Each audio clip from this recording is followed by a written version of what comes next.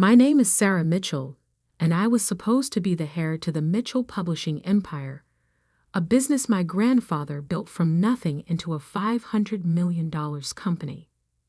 But I chose a different path, one that would eventually change everything. I still remember that fateful dinner 10 years ago. The crystal chandelier cast elegant shadows across our dining room table as my father, James Mitchell, CEO of Mitchell Publishing, stared at me in disbelief. My mother, Elizabeth, gripped her wine glass so tightly I thought it might shatter. A teacher. My father's voice was dangerously quiet.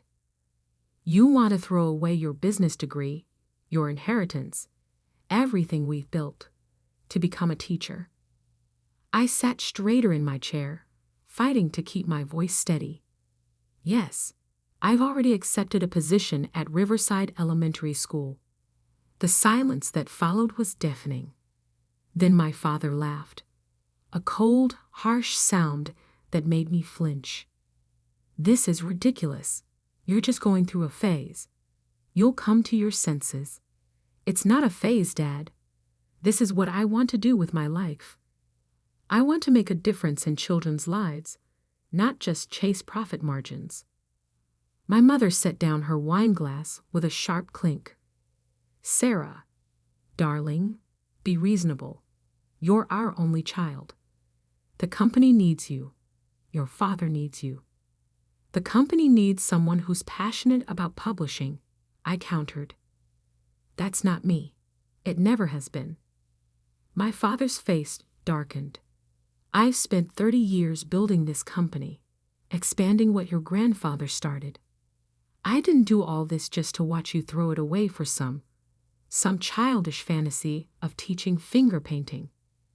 Dad, He slammed his fist on the table, making the silverware jump. No, I won't allow it. You will take your place at Mitchell Publishing. Or what? I challenged, though my heart was pounding. Or you're no longer part of this family. My mother gasped. James, I mean it, he continued, his voice like steel. If you walk away from this company, you walk away from everything. Your trust fund, your inheritance, this house, all of it. You'll be dead to us. I looked at my mother, hoping for support, but she just stared at her plate, shoulders trembling slightly. The weight of the moment pressed down on me like a physical force.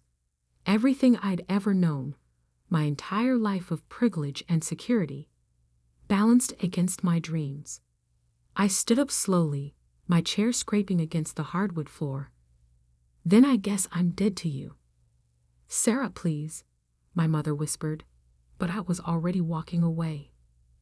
That night, I packed what I could into my car, some clothes, my laptop, and a few precious photos. The trust fund would be gone by morning, I knew. My father never made idle threats. I had $5,000 in my personal account, barely enough for first and last month's rent on a tiny apartment. As I drove away from the mansion I'd called home for 24 years, tears blurred my vision. But beneath the grief and fear, there was something else, determination. I would prove them wrong. I would show them that success wasn't just measured in dollar signs and profit margins. My first apartment was a studio in a rundown building on the east side of town. The roof leaked when it rained, the neighbors fought constantly, and the heating barely worked in winter. But it was mine, earned with my own money from my teaching salary. Those first few months were harder than anything I'd ever experienced. I went from designer clothes to thrift store finds, from five-star restaurants to ramen noodles. Every penny was counted, every purchase carefully considered. But standing in front of my first class of third graders, seeing their eager faces and bright eyes, I knew I'd made the right choice. I threw myself into teaching with everything I had. While my father worked late into the night making million-dollar deals, I stayed up planning lessons that would engage my students. While my mother attended charity galas, I used my own money to buy supplies for kids who couldn't afford them. Years passed. I heard snippets about my family through mutual acquaintances. Mitchell Publishing continued to grow. My father's picture appeared in business magazines. My mother's social calendar remained full. They had effectively erased me from their lives, just as promised. But I was building something too, something they couldn't understand. I developed innovative teaching methods that helped struggling readers catch up to their grade level. I started an after-school program for kids whose parents worked late. I pursued my master's degree in education at night, determined to become the best teacher I could be. Then I met Dr. Marcus Chen, a brilliant education researcher who visited our school to study successful teaching practices. He observed my classroom for a week, taking copious notes and recording my lessons. "Your methods are remarkable," he told me one afternoon as my students filed out. "The way you combine storytelling with phonics instruction, I've never seen anything quite like it." I shrugged, embarrassed by the praise. "I just do whatever works for my kids." "Have you ever thought about developing this into a formal curriculum? Something that could help teachers everywhere?" I hadn't, but the idea took root. Over the next year, working with Dr. Chen, I documented everything I'd learned about teaching reading. We conducted research studies, gathered data, refined the methods. The results were extraordinary. Students using my curriculum advanced an average of 2 grade levels in reading within 1 year. Education companies started calling. Publishers wanted to distribute the curriculum nationwide. Speaking invitations arrived from teaching conferences. Suddenly, the girl who'd walked away from a publishing empire was building something of her own. I called it Read Right, a comprehensive literacy program that combined traditional phonics with storytelling and emotional engagement. Within 2 years, it was being used in schools across the country. The royalties started small, but grew steadily. I used the money to create a foundation that provided free books and teaching materials to underfunded schools. I never sought publicity, preferring to focus on my classroom and my students. But one day, a journalist from the local paper wrote a feature about Read Right and its creator, the former Harris who'd chosen teaching over wealth. The story went viral. That's when everything changed, because that's when Mitchell Publishing started losing everything. I didn't know it then, but my father's company was already in trouble. The publishing industry had been changing rapidly, and Mitchell Publishing had failed to adapt. E-books, digital platforms, and new media were reshaping the landscape, but my father stubbornly clung to traditional methods. The first signs were small: budget cuts, layoffs, canceled contracts.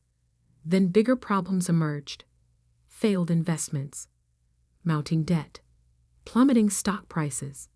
The empire my grandfather had built and my father had expanded was crumbling.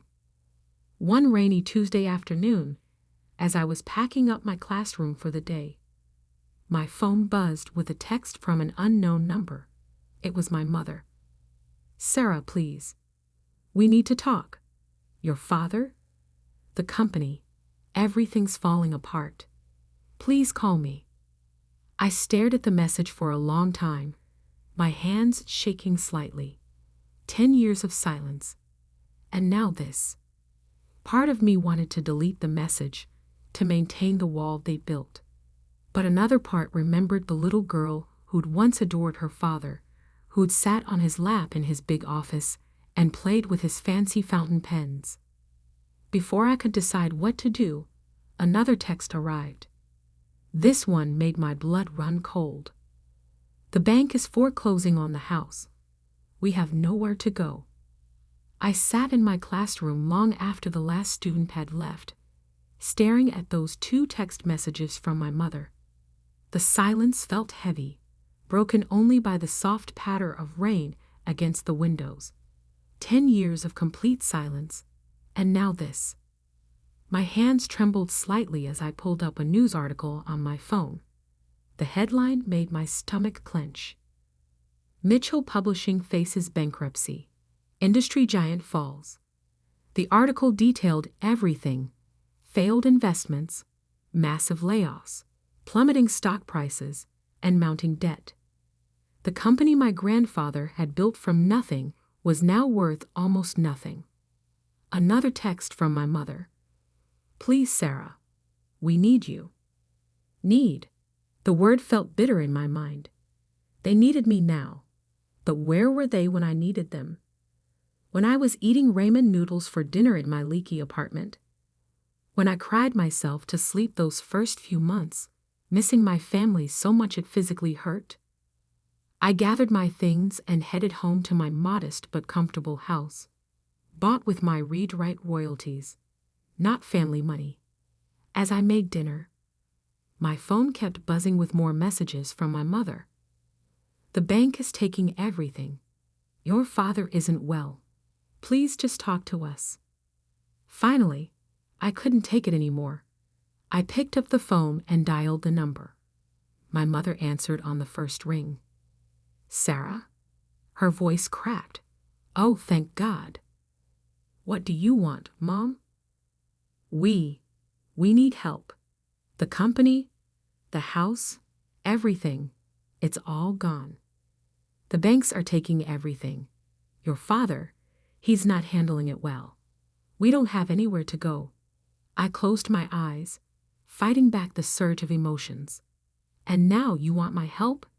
After 10 years of pretending I don't exist?" "I know we hurt you," she whispered.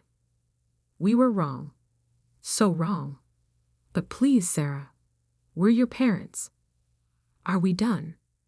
My father's voice suddenly came through, gruff and distant. He must have been listening on speakerphone. "James," my mother hissed, "don't." "No, Elizabeth. If she's going to gloat, let her gloat. Go ahead, Sarah. Tell us how we deserve this. Tell us how karma finally caught up with us." His words sparked something in me. Not anger, exactly, but a deep, aching sadness. "Is that what you think of me, Dad? That I'd enjoy seeing you suffer?" Silence. "I never wanted this," I continued. "I just wanted to teach, to make a difference in children's lives. Why wasn't that enough for you?" "Because it was beneath you," he exploded. "A Mitchell, teaching elementary school. We had bigger plans for you." "Your plans?" I corrected him. "Not mine. Never mine." More silence. Then my mother's voice again, small and desperate. "Sarah, please. We have nowhere else to turn." I took a deep breath. "Come to my house tomorrow at noon. We'll talk." After I hung up, I sat in my kitchen for a long time, thinking about everything that had led to this moment. I thought about my grandfather, who started Mitchell Publishing with nothing but a used printing press and a dream. I thought about my father, who expanded that dream into an empire. And I thought about myself, the hare who chose a different path entirely. The next day, exactly at noon, the doorbell rang.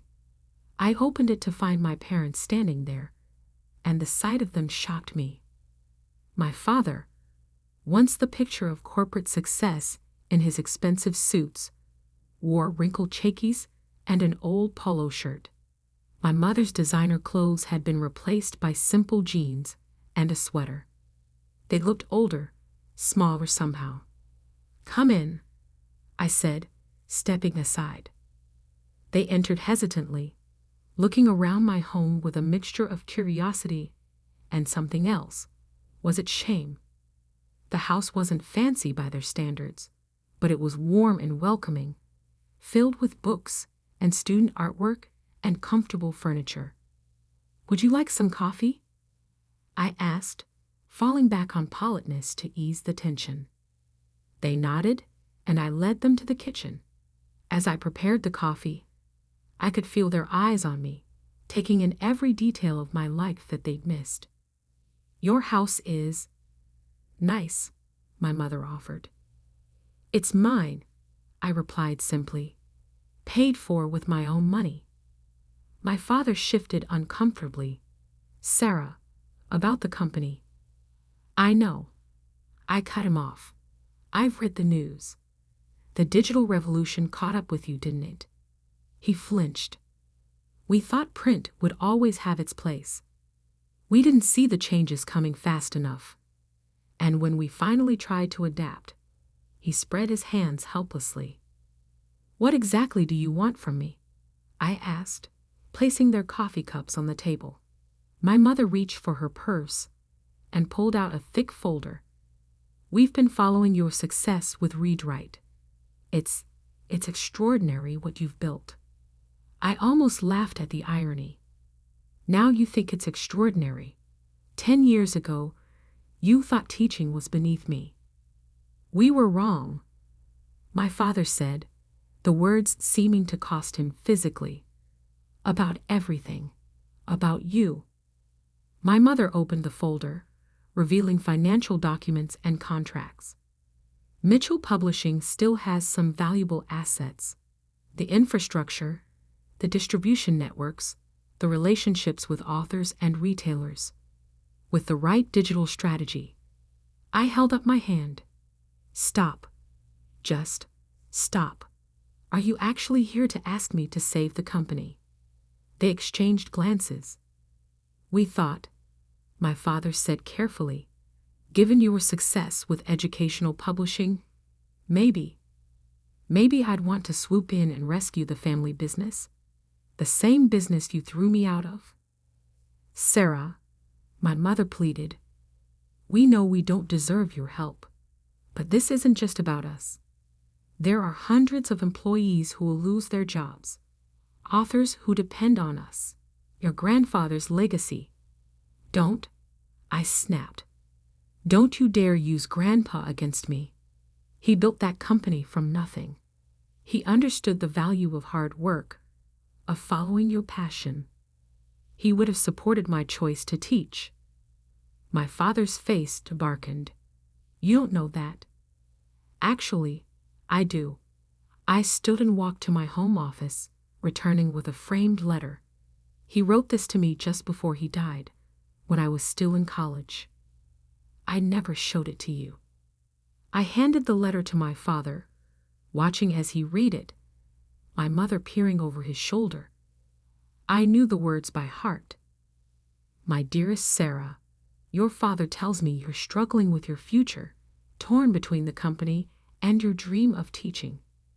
Let me tell you something. I didn't build Mitchell Publishing because I wanted to be rich. I built it because I loved books, loved the way they could change lives and open minds. If teaching is your passion, if that's how you want to change lives, then follow that path with all your heart. Success isn't measured by the size of your bank account, but by the lives you touch. All my love, Grandpa." My father's hands trembled as he lowered the letter. He never said, "You never asked," I replied quietly. "You were too busy building your empire to notice it was crushing me." My mother wiped tears from her eyes. "We've made so many mistakes, Sarah. With the company, with you, everything." I took the letter back, carefully returning it to its frame. "Yes, you did. And now you want me to fix them." "We don't deserve your help," my father admitted. "But those employees, they're families."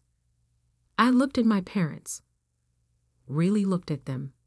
The arrogance was gone, replaced by genuine desperation and perhaps a glimmer of understanding. They had lost everything that they thought mattered, only to realize too late what really did matter. "I'll think about it," I said finally. "Not for you, but for Grandpa's legacy and for those employees. Send me the complete financial records and current contracts. I'll have my team look them over. My father's head snapped up. Your team? I allowed myself a small smile. Did you think Read-Write runs itself? I have a full staff of educational publishers, curriculum developers, and digital content specialists. We're not just selling books, Dad. We're changing how children learn to read. For the first time, I saw something new in my father's eyes as he looked at me. Respect. After they left, I sat in my home office, looking at the wall of thank you letters from students, teachers, and parents whose lives had been touched by Read-Write. Next to them hung my first paycheck as a teacher, framed as a reminder of where I started. I picked up my phone and called Marcus Chin, my business partner and the brilliant researcher who had helped me develop Read-Write. Marcus, remember how we talked about expanding into traditional publishing? I think I have an opportunity for us. How do you feel about saving a century-old publishing house? Mitchell Publishing? He asked. Are you sure about this, Sarah? I looked at my grandfather's letter, then at a recent photo of my third-grade class. Yes, I said firmly, but we're going to do it my way. The Mitchell Publishing headquarters looked exactly as I remembered it, a towering glass and steel monument to my family's legacy. But now, walking through the revolving doors as CEO of Read-Write Educational Publishing, it felt different. I wasn't here as the prodigal daughter returning to take her predetermined place. I was here as a successful businesswoman, ready to negotiate on my own terms. The boardroom fell silent as I entered, followed by my team from Read-Write. My father sat at the far end of the table, looking small in his once powerful chair. The board members, mostly old friends of his who'd watched me grow up, shifted uncomfortably. Good morning, I said, taking my seat. Let's begin. For the next 2 hours, we went through the details of Mitchell Publishing's situation. The numbers were worse than I'd imagined. The company wasn't just failing, it was hemorrhaging money. Traditional print sales had plummeted, digital initiatives had faltered, and attempts to enter the e-book market had come too late. As you can see, my father concluded, his voice heavy, we need immediate intervention to save the company. I opened my laptop and pulled up a presentation. I've reviewed everything, and I have a proposal. Read-Write is prepared to acquire Mitchell Publishing. Murmurs rippled through the room. My father's face paled. However, I continued, this won't be a simple bailout. We're going to completely restructure the company. I laid out my vision. Mitchell Publishing would be divided into 2 divisions. The first would focus on educational publishing, merging with Read-Write's existing operations. The second would handle general publishing, but with a completely new digital-first approach. This means significant changes, I explained. We'll need to cut executive salaries, eliminate redundant positions, and invest heavily in technology. Some of you won't like these changes. Some of you won't survive them. You can't just come in here and... One board member began, but I cut him off. Actually, I can. You have 2 choices. Accept our offer or file for bankruptcy. Those are your only options. My father spoke up, his voice quiet. And what about current management? I met his eyes. All executive positions will be re-evaluated, including yours, Dad. The room erupted in protests, but I held up my hand. This isn't personal. This is business. Isn't that what you always taught me, Dad? He flinched at having his own words used against him, but said nothing. I'll give you 1 hour to discuss the proposal, I said, standing. But remember, the alternative is losing everything. In the hallway, Marcus squeezed my shoulder. You okay? I nodded. They'll take the deal. They have no choice. And they did. By the end of the day, the preliminary paperwork was signed. Read-Write would acquire Mitchell Publishing, saving the company but transforming it completely. As I packed up my things, my father appeared in the doorway. You've grown. Formidable, he said quietly. I learned from you, Dad, just not in the way you intended. He stepped into the office, looking around at the space that had once been his.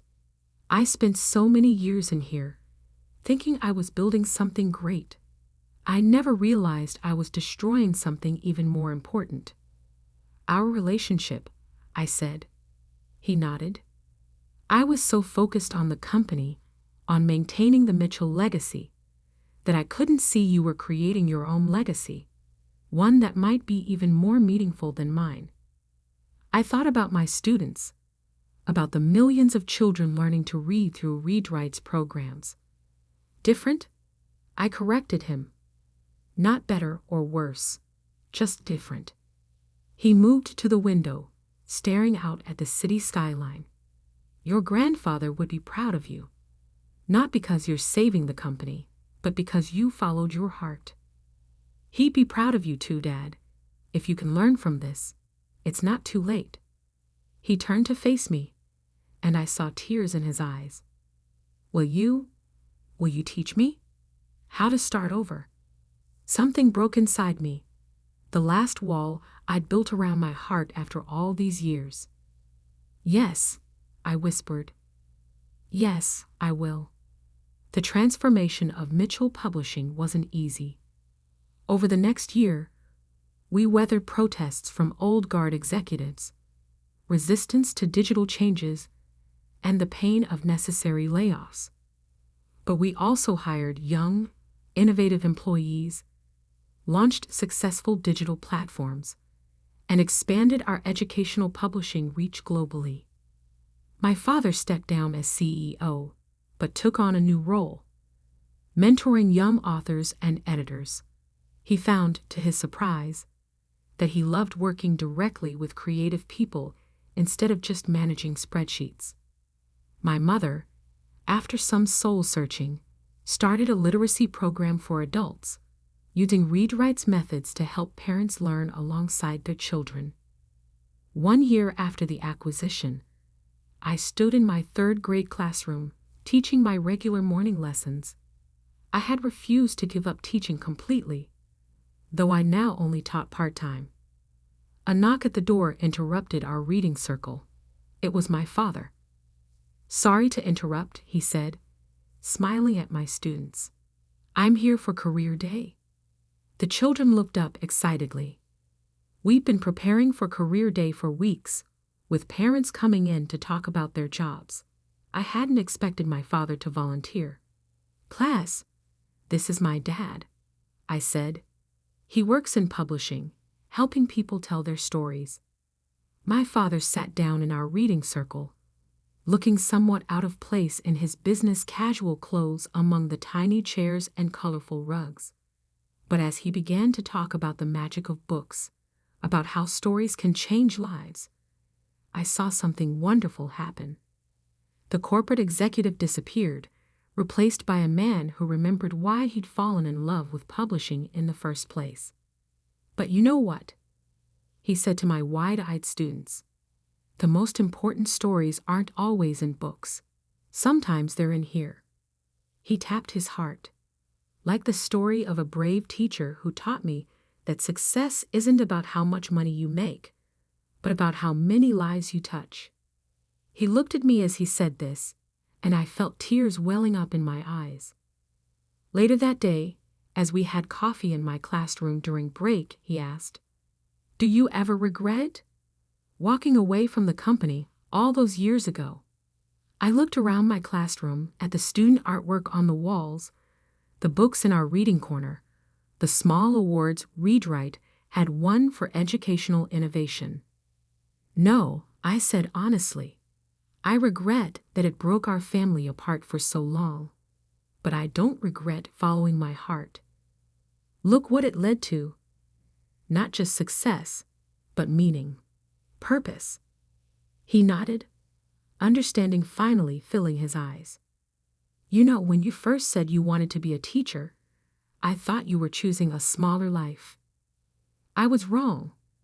You chose a bigger one, big enough to include both teaching and business, both your dreams and your heritage. And big enough to include forgiveness, I added softly.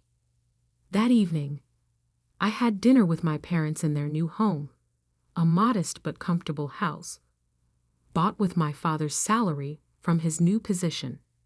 As we sat in their kitchen, sharing a simple meal and talking about both business and family, I realized something profound.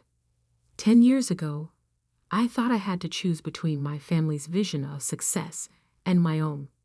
But life had taught me a different lesson. Sometimes the greatest success comes not from choosing one path over another, but from building bridges between different paths. My grandfather's letter hung framed in my office at both Readwright and Mitchell Publishing, a reminder of his wisdom. Success isn't measured by the size of your bank account, but by the lives you touch. By following that wisdom, I hadn't just saved my family's company, I had saved my family itself. The next morning, I stood before my class of third graders, teaching them about storytelling and grammar. On my desk sat acquisition reports and publishing contracts waiting for my review, and in my heart lived a certainty that I had finally found my own definition of success, one that encompassed both the teacher and the businesswoman, both the daughter and the leader, both the past and the future. Sometimes, being disowned by your family leads you to build something greater than they ever imagined. Not out of spite or revenge, but out of the pure, simple desire to follow your heart and make a difference in the world. And sometimes, if you're very lucky, it leads you right back to them, not as the person they wanted you to be, but as the person you were always meant to become.